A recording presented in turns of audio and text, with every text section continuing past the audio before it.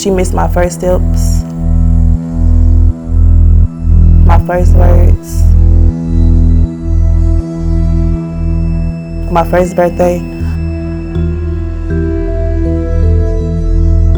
my first everything. I was 8 months old when the system took her from me.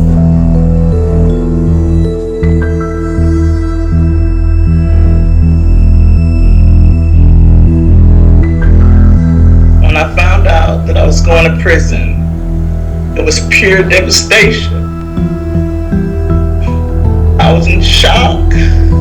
I was overwhelmed, scared, sad, and honestly angry because I had did everything in my power to avoid something bad from happening.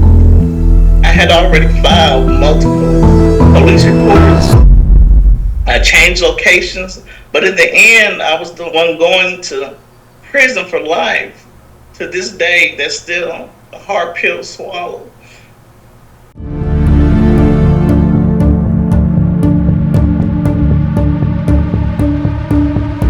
The day of the incident, that was my 16th time making police report. Every time I would call the police on him, they would let him out within 24 hours. Every time.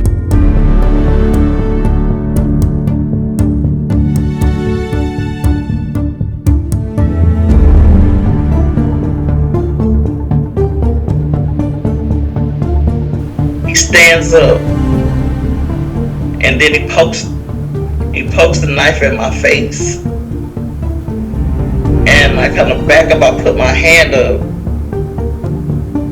and then he pushes me, and then he pushed the knife to my face, cuts me right here, and then he grabs it by my neck, he's choking me, and then he comes down at me, then he cuts me on my arm, so then I grab his wrist, and then the knife was going back and forth. So he's standing in front of the love seat, and I push him back, and then the love seat flips over.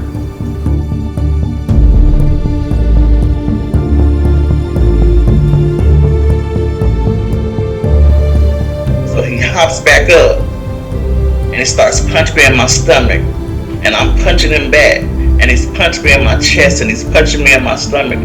He's punching me so hard. I thought I was gonna lose my baby. He's just punching me in my chest, choking me, just.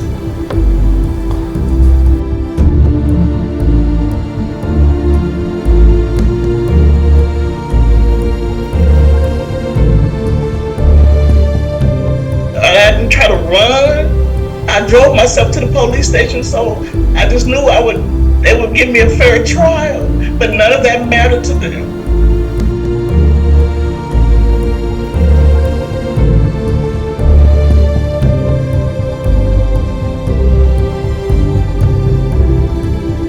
January the 28th, 1999, the jury was chosen. And on January the 29th, 1999, she was convicted and sentenced to life in prison. 24 hours. And you just threw somebody's life away in 24 hours. For life.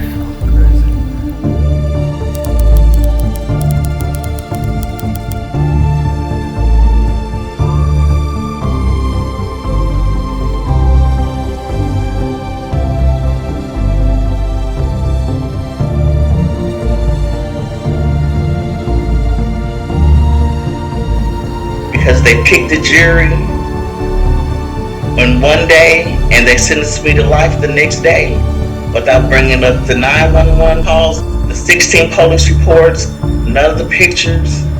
They didn't bring up anything. They sentenced me to life in 24 hours.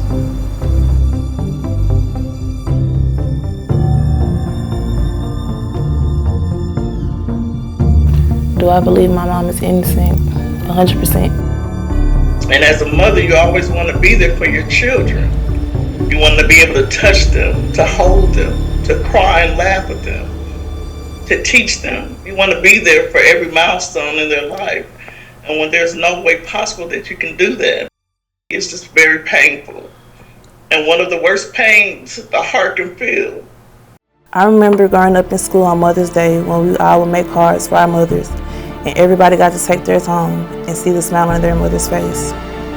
Well, for me, everything I made or wanted to show my mother had to be mailed in, and a week later, I received her praises over the phone. I love my children. They love me. And I just pray that somehow that God will touch the right person's heart to just this nightmare would just finally be over, so we can become a family and be there in the physical. That's my heart's desire.